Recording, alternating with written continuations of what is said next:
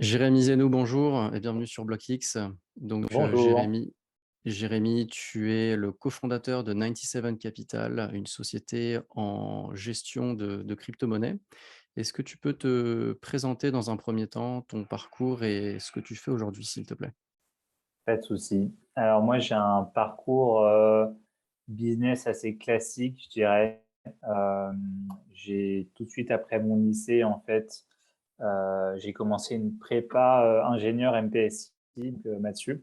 J'ai un profil assez mathématique. Et au fur et à mesure de cette prépa, donc la première année, ça se passait plutôt bien, mais je voyais que j'avais plus envie de m'orienter du côté management, gestion, business que du côté ingénieur.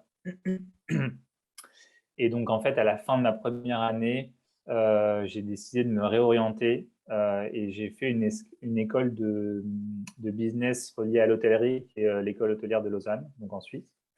Euh, et donc, durant ces 4 ans, j'ai appris tout plein de choses, en fait, du point de vue de la gestion, mais aussi de la finance. On avait beaucoup de cours de finance, que ce soit de la compta, corporate finance, mais aussi des cours de finance de marché.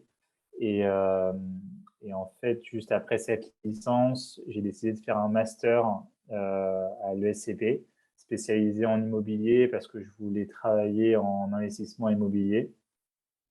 Et en fait, en parallèle de mes études, depuis fin 2017, début 2018, je me suis intéressé énormément au marché de la crypto-monnaie. Donc au début, totalement d'un point de vue investissement, je pense un peu comme tout le monde. Moi, mes potes qui étaient depuis un peu plus longtemps que moi m'ont dit, ouais, vas-y, Jérém, c'est de l'argent gratuit, investis là-dedans, tu peux devenir riche du jour au lendemain. Donc, euh, donc j'ai commencé à investir dedans et après, vraiment par curiosité, parce que j'aime pas trop investir dans des choses que je comprends pas, j'ai commencé du coup à m'intéresser au sous-jacent de ce milieu-là, à m'intéresser à ce que c'était qu'une crypto, enfin, qu'une technologie blockchain, ce que c'était que le Bitcoin, Ethereum, etc., etc. Et j'ai un peu été happé par ce trou noir qui est l'écosystème blockchain.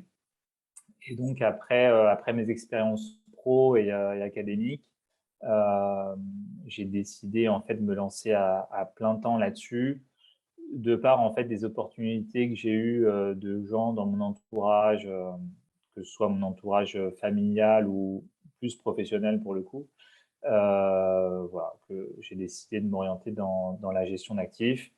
Et après, dans ce que je fais au jour le jour, c'est assez classique. On va avoir différentes stratégies du coup d'investissement, toujours en lien avec les crypto-monnaies et la technologie blockchain, avec une partie qui va être du pur trading algorithmique, donc avec des algorithmes qu'on met en place, donc 100% aspect trading, et une partie avec une vision un peu plus long terme sur des projets qu'on va sélectionner, un peu plus VC, je mets des guillemets avec VC parce qu'on n'investit pas en capital dans les sociétés. Donc, on va s'intéresser plus à des tokens, mais avec une faible capitalisation boursière, et des projets en fait auxquels on croit tout simplement. D'accord. C'est pas évident, hein, de choisir, parmi, l'ensemble des projets qu'il y a dans l'écosystème. Comment vous faites pour vous pouvez positionner, pour évaluer, les projets particulièrement qui sont nouveaux à petite capitalisation? Ouais. Alors, c'est vrai que c'est assez compliqué, c'est un travail assez dense et c'est mon job en fait au sein de l'équipe. Moi, mon associé a plus ce côté ingénieur algorithmique. Bon, je l'aide aussi de son côté, comme lui, il m'aide du mien, mais c'est vrai que c'est un travail de longue haleine. Nous, on est assez structuré dans la manière de rechercher les investissements. On pose souvent la question de déjà comment je trouve les sociétés ou les cryptos dans lesquelles on investit. Euh, Moi, c'est vraiment et c'est aussi pour ça que ça me plaît de bosser dans ce secteur-là. J'utilise beaucoup de médias qui sont jeunes. Je suis beaucoup, sur Discord, YouTube, Twitter et c'est les médias qu'il faut utiliser pour travailler dans l'écosystème crypto. Donc c'est assez ludique, en fait, de se renseigner sur les crypto-monnaies et en fait, c'est vraiment via, suivre des gens que je trouve être des gens de confiance. C'est facile à trouver dans l'écosystème, mais des gens que je considère de confiance, qui ont un avis un peu que je trouve structuré sur certains projets, que ce soit voilà, sur des tweets, dans des podcasts que je peux écouter, sur des vidéos YouTube comme celle-ci, voilà. Euh, me renseigner en fait, savoir où sont un peu placés les gens. Et c'est un peu comme ça que je choisis du coup les projets, les projets dans lesquels on peut potentiellement investir. Et après, voilà, j'ai une structure qui est toujours la même. J'ai un médium d'ailleurs, si vous voulez, regarder un peu ce qu'on fait, ça s'appelle Gérer de nous. Mon pseudo, Les c'est liens seront dans la description, voilà, de Retail Investor. Ouais. Si vous regardez un peu la structure, on a toujours à peu près la même structure, qui est d'abord évidemment regarder la tokenomics, parce que comme je le disais, on n'est pas investi en capital dans les sociétés, donc on va investir sur le token. Et c'est hyper important de savoir en fait à quelle sauce on va être mangé et comment notre actif il va évoluer mathématiquement à travers le temps, d'un point de vue économique. Donc ça, c'est hyper important. La deuxième chose sur laquelle on va se renseigner, qui n'est pas toujours évidente à trouver, c'est sur les finances de la société. La plupart des gens, ce qu'ils n'arrivent pas à comprendre, c'est qu'aujourd'hui, la plupart des crypto-monnaies qui sont émises, elles sont indexées à une startup en fait. C'est des startups qui vont émettre des crypto-monnaies, soit pour se financer, soit pour la gouvernance ou pour autre chose. Et au bout d'un moment, ces entreprises-là, il faut qu'elles puissent se rémunérer, qu'elles puissent rémunérer les développeurs, les community managers, etc., etc. Donc, c'est important de comprendre si elles sont rentables ou pas, que ce soit à travers les revenus qu'elles vont générer au sein de leur activité, que ce soit via l'appréciation du token. Et donc, si on arrive à trouver ces données-là, eh ben, elles sont hyper importantes à traiter pour voir si le projet est viable. Après, sur des côtés qui sont non financiers, un élément dont moi je fais hyper attention, c'est sur l'équipe. Ça paraît très secondaire pour la plupart des personnes, mais surtout pour des projets de start-up qui sont vraiment tout nouveaux. Moi, je trouve ça hyper important de se renseigner sur qui est derrière le projet, c'est quoi leur expérience passée, s'ils sont publics ou non, parce que dans l'écosystème blockchain, comme voilà, la création du Bitcoin, ça a été fait par un inconnu. Aujourd'hui encore, il y a des projets où la team reste anonyme. Euh, Ça peut être pour des mauvaises raisons, dans le sens où moi j'ai déjà investi, bon c'était il y a longtemps, mais je me suis déjà fait recool parce que j'ai investi dans des projets où je connaissais pas l'équipe, je me suis absolument pas renseigné. C'était un projet de DeFi à l'époque, c'était un fork de PancakeSwap, je me souviens même plus le nom du projet, mais qui proposait des PY de 1000, 10 000%. Et je pensais que c'était le jackpot. Et en fait, du jour au lendemain, le site il a disparu, évidemment, avec mes fonds. Et bon, c'était mon erreur. Donc, petit à petit, on apprend de ses erreurs.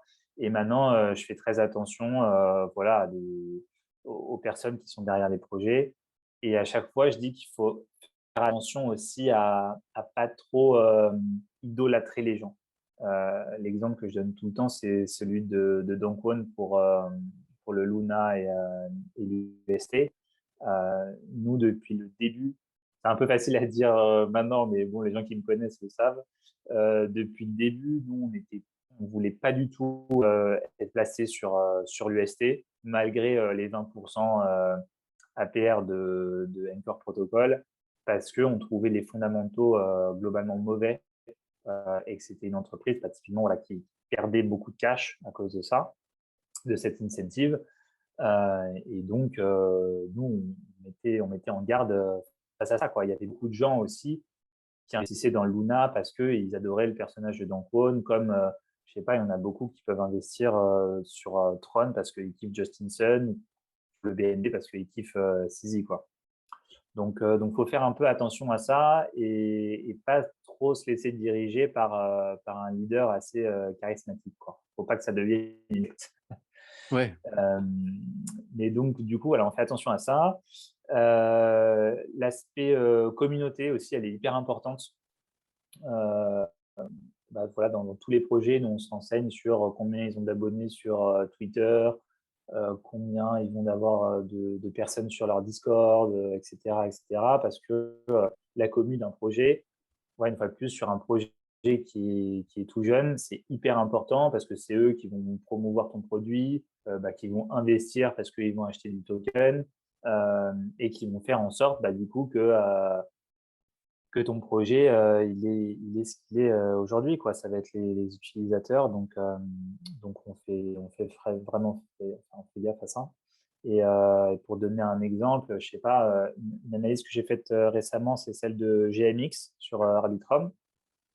Et là, on voit qu'ils ont une communauté assez active, il y a eu un projet NFT qui a été fait par des membres de la communauté, il y a un podcast qui a été créé par les membres de la communauté, il y a même, quelqu'un qui a créé un site avec plein de statistiques sur, les différents trades, sur la plateforme. Donc on voit qu'il y a quand même une activité de la communauté, assez importante et ça, c'est assez cool en fait quand on s'intéresse à un projet. Et à contrario, si on voit qu'en fait, il y a un projet, bon, les mecs, ils ont 10 000 followers sur Twitter, mais ils font un tweet tous les 2 mois, c'est pas hyper bon signe. Donc voilà, c'est important de regarder ça. Et après, bon, après, on fait une étude de marché assez classique, on regarde un peu les compétiteurs. S'il y en a, parce qu'après, évidemment, comme c'est la plupart, c'est des projets assez récents sur des trucs qui sont ultra innovants. Donc, pour la plupart des projets, c'est des gens qui pénètrent le marché avec un truc tout nouveau, donc il n'y a pas vraiment de compétition. Et là, typiquement, voilà une analyse qu'on a faite, c'était celle de Cosmos juste après leur nouveau white paper. Je me suis intéressé du coup, bah, à tout ce qui était nouveau sur cette blockchain. Et donc, du coup, pour garder un certain cadre, j'ai j'ai comparé ça, bah, c'est comparable à Polkadot et ensuite j'ai comparé un peu à Ethereum, mais typiquement, comparer Cosmos à Ethereum, ça n'a pas vraiment de sens parce que même s'ils veulent arriver au même but, ils le font pas de la même manière, etc., etc. Donc c'est pour ça, voilà, je mets des petits guillemets sur la compétition, même si c'est important de voir ce qui se fait quand même autour. Et après, un point essentiel, mais vraiment, j'appuie là-dessus, c'est sur la sécurité d'une plateforme ou d'une blockchain. Savoir si déjà elle a été auditée, par qui. Nous, ce qu'on aime bien faire, c'est regarder les auditeurs indépendants, parce que non pas que j'ai pas confiance aux gens qui payent pour leur audit, parce que c'est un business comme un autre, mais bon, c'est à cause de ça qu'il y a eu la crise des subprimes aussi. Mais, mais typiquement, il y a un auditeur qu'on aime bien utiliser pour les plateformes de DeFi qui s'appelle DeFi Safety. Et eux, ils font de l'audit, enfin, ils ont un avis totalement objectif parce que du coup, c'est un auditeur indépendant. Et surtout, c'était un des premiers auditeurs, au-delà des smart contracts, qui regardait si les gens de la team étaient publics ou pas et qui l'intégraient dans leur audit. Et ça, du coup, j'ai apprécié qu'ils mettent ça en place parce que c'est vrai qu'en général, sur les audits, c'est des audits très tech. Donc, c'est ultra important, évidemment, de savoir si les smart contracts, ils ont pas des défauts parce que sinon, tu peux te faire happer tous tes jetons. Mais c'est aussi important de savoir si tu vas pas te faire recool par l'équipe. Donc ça, c'est la dernière chose, mais qui reste quand même très importante, c'est la sécurité. Donc voilà, j'ai fait le tour à peu près de ce qu'il fallait ouais, ouais, regarder, c'est quoi. c'est c'est c'est vachement intéressant. C'est effectivement pas facile dans un écosystème qui est très jeune déjà de base, Alors, on va avoir les gros, qui sont connus, qui sont reconnus, qui ont gagné leur légitimité, pour le moment, qui est encore bon, Bitcoin, je pense que sa légitimité, elle est là pour tous ceux qui s'intéressent, vraiment à la tech. Ethereum, elle est quand même bien installée, mais il y a encore beaucoup de choses, à faire et de preuves à faire aussi.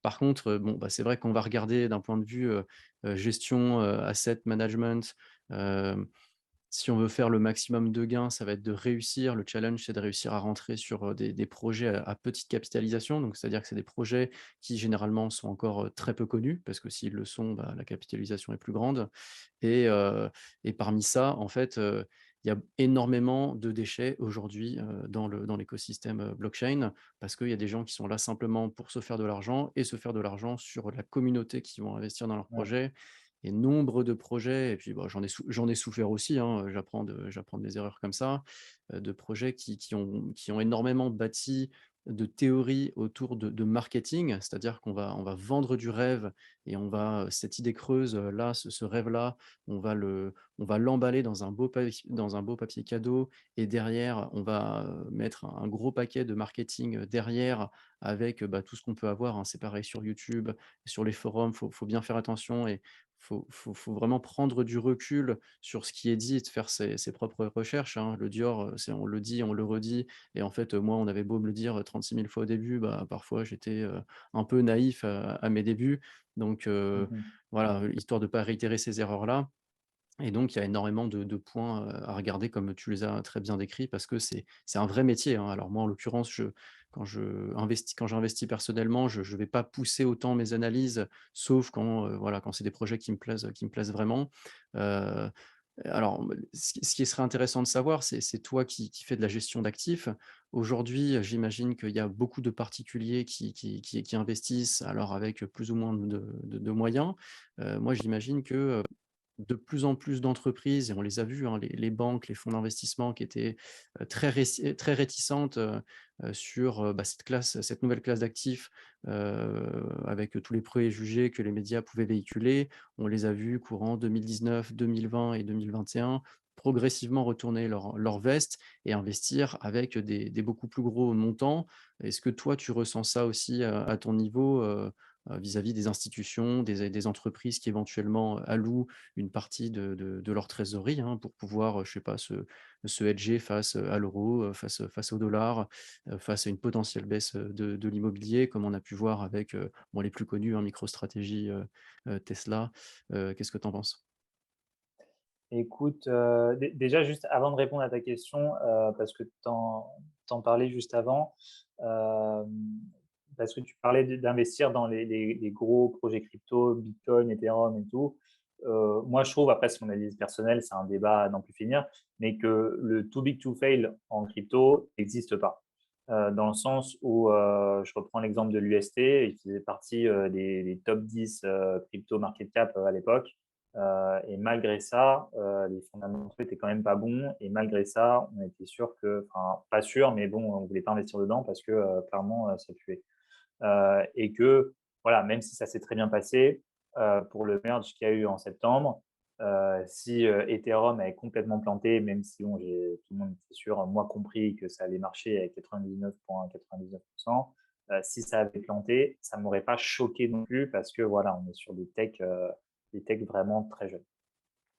Concernant les investisseurs, il y a clairement eu un shift de pensée au niveau de la crypto, depuis ces dernières années. Moi, il y a beaucoup de gens, de la finance traditionnelle à qui j'ai parlé il y a, 4 ans et à l'époque où je leur parlais de crypto qui me disaient: «Mais, Jérémy, pas du tout, c'est un truc pour, le financement du terrorisme, pour acheter de la drogue, nous on se placera jamais dessus». Mais après, voilà, je vais un peu dire tout haut ce que tout le monde pense tout bas. Les métiers des gens de la finance, c'est de gagner de l'argent. Donc au bout d'un moment, quand vous gagnez plus d'argent qu'eux, ils vont s'intéresser à vous. Et c'est ce qui s'est passé, sur le marché de la crypto, ces dernières années et surtout sur, l'année 2021. Et le problème de ces personnes-là, qui est un avantage pour nous, c'est que, ils s'y connaissent pas du tout. Heu et que du coup, moi ce que j'ai tendance à dire, c'est qu'ils veulent faire partie du jeu, mais ils savent pas jouer. Et nous, notre but, C'est soit de leur apprendre à jouer, soit voilà de les conseiller en fait, dans ce qu'ils font. Et le truc, c'est que la plupart des gens, si on prend les grosses classes d'actifs, qui existent aujourd'hui, on va prendre, je sais pas moi, le marché action, le marché du private equity et l'immobilier. Quand il y a une quatrième classe d'actifs qui surperforme le marché depuis quelques années, on commence un peu à se poser la question. En ce moment, avec le contexte macro actuel, qu'il faut prendre en compte, ça aussi j'insiste à chaque fois, je le dis à tout le monde, mais les gens qui disent: «Oui, le marché de la crypto, c'est totalement décorrélé du marché, actuel» et cetera. Pas du tout, en fait. C'est totalement corrélé, les gens qui investissent en crypto, ils ont d'autres actifs, ils ont, de l'action, ils ont de l'invest en immobilier et à juste raison, quand vous êtes, une grosse banque ou un gros fonds d'investissement ou que dans votre portefeuille, vous avez des actions LVMH et du bitcoin et que le marché se pète la gueule, vous allez privilégier de vendre vos bitcoins que des actions LVMH. Parce que, jusqu'à preuve de contraire, ben, LVMH, c'est une société qui a prospéré, pendant ces 10 dernières années et que le bitcoin, même si, les fondamentaux sont excellents, il doit encore faire ses preuves. Donc, le contexte macro joue un rôle 100%. Et même avec le contexte actuel, les acteurs de la finance traditionnelle s'intéressent vachement au marché de la crypto parce qu'à juste raison, ils ont envie d'acheter quand le marché est bas. Certes, ils ne sont pas autant dedans qu'en début d'année ou en année 2021, mais ils s'intéressent quand même et clairement, les mentalités ont changé. Ils ont envie d'apprendre sur la technologie blockchain, sur les différents acteurs qui existent aujourd'hui. Maintenant, voilà, c'est un peu compliqué pour des personnes qui ont 30-40 ans d'expérience de finance de marché, d'intégrer un nouveau mode de pensée. Moi, je le vois quand j'ai des réunions avec ce type de personnes qui ont, je sais pas, 100 fois, 1000 fois mes compétences en finance et qui sont là à prendre des notes parce que voilà, ils savent pas ce que c'est qu'une blockchain, ils savent pas ce que c'est de la finance décentralisée. Et donc moi, je leur explique voilà, comme je peux en faisant évidemment le lien entre les deux parce que du coup, mon atout, notre atout, c'est ça, c'est de savoir comment marchent les deux et comment on peut les relier et, et un peu de pallier à ça. Aujourd'hui, un problème, une fois de plus, qui n'est pas vraiment un problème, qu'on va avoir, et je ne sais pas si toi tu l'as remarqué, mais c'est assez flagrant. Hem, les gros fonds d'investissement, aujourd'hui, investissent en fait, de 2 manières différentes, heu, qui sont soit le trading, donc avec, des algorithmes de trading, comme on fait aujourd'hui ou des choses un peu plus, quant, comme, je sais pas, Alameda peut faire ou des choses comme ça.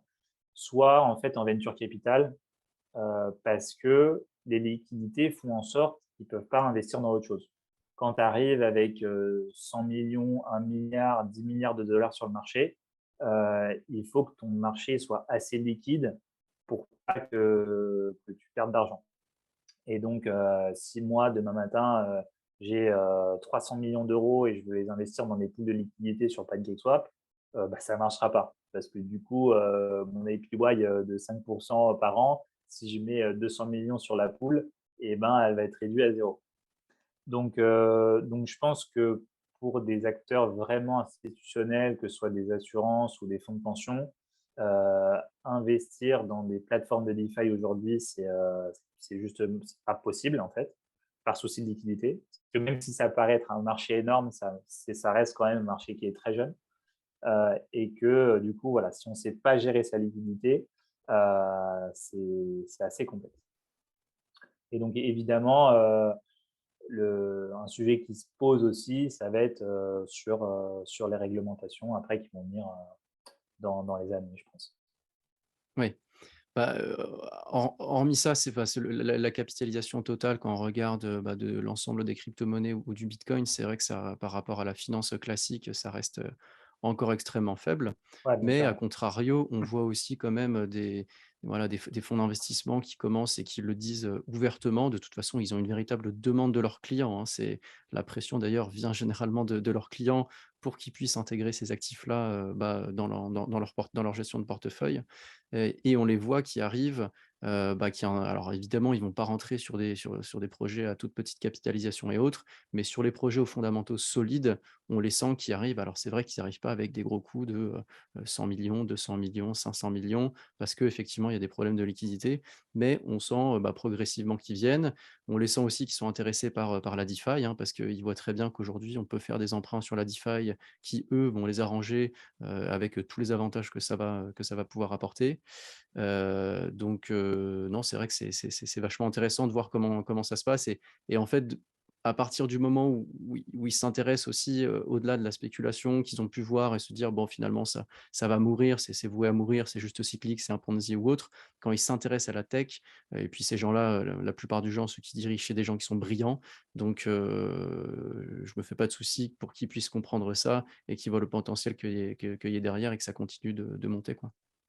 Ouais, mais en plus, c'est assez rigolo parce que tu le disais, c'est vrai que pour la plupart des fonds, ça va être il va y avoir une grosse demande de la part des clients qui veulent, investir sur cette classe d'actifs, et aujourd'hui, il y a pas trop de véhicules d'investissement qui permettent de le faire. Donc il va y avoir une part, en fait, des les investisseurs qui vont s'y intéresser. Et moi, j'ai aussi des cas, et c'est assez rigolo, de personnes qui gèrent des fonds qui ont envie d'investir dans cette classe d'actifs, qui sont renseignés sur les crypto-monnaies, qui trouvent ça très cool, mais leurs clients veulent pas. Et donc, du coup, ils me disent ah non, mais moi, ça me saoule, mon client, il veut pas du tout investir là-dedans. Moi, je suis grave chaud, mais voilà. Donc, en fait, vraiment, il y a les deux cas de figure. D'accord. Alors après, juste pour terminer sur ce point macro, parce que les finances, forcément, alors les finances le marché des cryptomonnaies très lié, au marché, à la traditionnel, classique, qui est en train de purger, tous les excès qu'on a pu avoir. Alors pas forcément que depuis 2008, mais avec tout ce qu'on a pu imprimer, par milliers de milliards depuis le covid. Donc, il y a pas de cataclysme, hein, c'est simplement quelque chose qui est sain de pouvoir faire. C'est vrai que quand on regarde ça, plus le manque de régulation qui fait que, c'est vrai que quand tu es un petit particulier, tu peux prendre un petit peu plus de risques, mais quand tu arrives avec, des gestions de portefeuille avec, des montants, conséquents, tu as besoin qu'il y ait une régulation qui te conforte et d'avoir ces gouttières, de comprendre bien le cadre. Est-ce que tu penses que d'ici, allez, enfin, de toute façon, personne n'a de boule de cristal, mais déjà, on commence à voir comment se met la régulation en place. Alors, je parle en Europe, hein, je parle pas en Asie, aux US, puis une potentielle reprise du marché après, peut-être 2-3 ans qui risquent d'être un petit peu plus compliqués de restructuration. Est-ce que tu penses que c'est voué quand même à terme à pouvoir reprendre? Ouais, alors déjà, moi, du point de vue de la régulation, des cryptos, déjà, ce qui est très compliqué et pareil, on ne s'en rend pas forcément compte, c'est que le marché des cryptos, c'est un marché qui est mondial. Dans le sens où, contrairement à la bourse, où tu vas avoir une bourse européenne, une bourse aux États-Unis et cetera, qui est peut-être un peu plus facile à réglementer, là, il faut régler un marché, où tu vas avoir des acteurs dans le monde entier. Moi, je vois la régulation des cryptos d'un très bon œil, dans le sens où, si on veut que ce marché il puisse évoluer, si on veut accueillir des acteurs, institutionnels, il faut qu'il soit régulé. Moi, tout le monde me dit, franchement, j'ai eu des contacts avec des personnes, qui investissent dans des fonds de pension ou dans des fonds en assurance, qui me disent: «Aujourd'hui, on ne peut pas du tout toucher à ça parce que, le marché est pas du tout assez régulé et nous, même d'un point de vue légal, on ne peut pas s'y aventurer». Donc je pense que pour qu'il y ait un vrai shift et une vraie évolution, hem, tout ce qui va être réglementation, ça va être, obligatoire. Et j'ai eu la conversation avec, c'est drôle parce que c'est très paradoxal, hein, mais genre tout ce qui va être, genre des bitcoins maximalistes ou des gens qui croient vraiment profondément en les fondamentaux de la technologie blockchain qui est une tech totalement traçable mais qui est anonyme, et ben, je pense qu'il va y avoir un choc. Franchement, je ne saurais pas te dire comment parce que, la plupart des gens qui s'y sont intéressés au début, c'était grâce à cet anonymat et même moi personnellement, je trouve ça, dans un monde où on vend la data de chacun, à prix d'or, où il y a une vraie question en fait de traitement des données personnelles. Ce sujet d'anonymat est ultra intéressant. Maintenant, ça peut plus continuer comme ça, je pense, entre guillemets, quoi. Dans le sens où, le monde de la crypto, de la blockchain, c'est vraiment le Far West. Donc je pense, voilà, pour que ça devienne un peu plus institutionnel, il va falloir la réglementation. Pour te donner un time frame, j'en sais rien, mais je pense que d'ici les 2 3 années à venir, je pense qu'on sera assez rodé sur le sujet blockchain. À partir du moment où il y aura des gens compétents qui travailleront, à la Commission européenne ou à l'AMF, en France, donc avec un peu plus de connaissances sur le marché de la crypto. Je pense que d'ici là, voilà, on aura une bonne réglementation et en tout cas, je l'espère parce que sinon on sera à la traîne complet, comparé au marché américain qui est déjà hyper avancé comparé à nous, que ce Ouais. soit du point de vue de l'investissement, mais aussi de la réglementation. Hem et comme je le dis souvent aussi, ce qui est compliqué, c'est que, en France, on raisonne à l'échelle européenne dans le sens où toutes ces lois-là vont aller à la commission et il faut qu'on trouve en fait une ligne directrice, que ce soit entre l'Allemagne, la France, l'Espagne, le Portugal. On a vu au début, tout le monde disait: «Ouais, le Portugal, c'est le paradis de la crypto en Europe, il y a pas trop d'impôts, je sais pas quoi» et au final, bah, quelques années, enfin 1 an ou 2 ans plus tard, la commission, elle leur a dit: «Bon, bah, les gars, en fait, on fait partie de la même équipe, donc il faut s'aligner». Du coup, ils se sont alignés. Ouais. Donc il y a pas mal de choses à faire encore, donc on verra. Je sais que les UK, du coup, comme ils font plus partie de l'UE, ils vont avoir leur propre réglementation. La Suisse, pareil. Il y a Dubaï aussi qui se veut le paradis de la crypto. Pendant combien de temps encore? J'en sais rien, mais voilà. Non, il y a beaucoup, beaucoup de choses à faire encore, mais ça va bien se passer.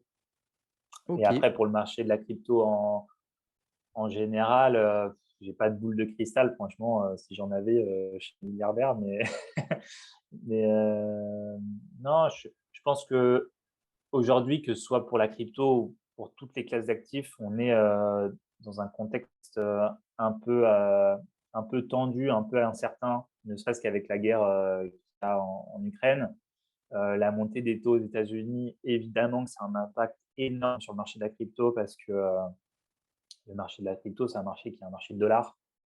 Pareil, on ne se rend pas forcément compte, mais la plupart la quasi-totalité des stablecoins aujourd'hui, c'est des stablecoins dollars. Donc, même si on est sur des actifs stables en crypto, en tant qu'investisseur européen, on va être exposé à du coût de change dollar. Donc, dès qu'il y a une montée des taux, évidemment, ça fait bouger le cours des cryptos parce que c'est indexé à cette monnaie-là. Donc il y a beaucoup de choses à prendre en compte et comme, tout se passe pas hyper bien, de depuis cette fin d'année, le voilà, le marché il stagne un peu.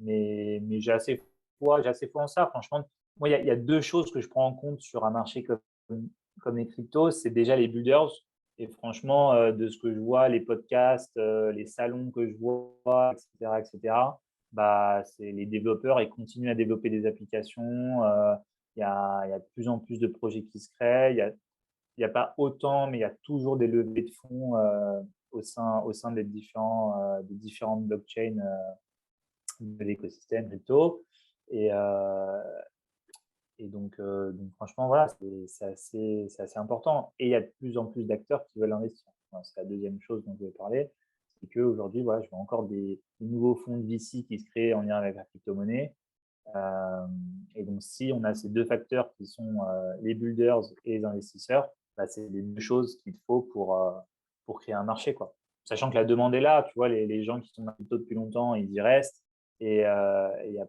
de plus en plus de personnes qui veulent se renseigner sur ces sujets. Donc, j'ai assez foi en ce marché pour les années à venir, c'est sûr. C'est clair. OK, bah, on va arriver sur la fin de l'interview. Je te remercie, pour ton expertise, Jérémy. C'est intéressant Avec d'avoir ce point plaisir. de vue macro, et finance qui est très, très lié aussi, bah, du coup, au marché des cryptomonnaies. Bon courage dans tes activités, puis au plaisir de te recevoir, ultérieurement, sur la chaîne. Merci beaucoup Pierre. Ciao, Merci. ciao.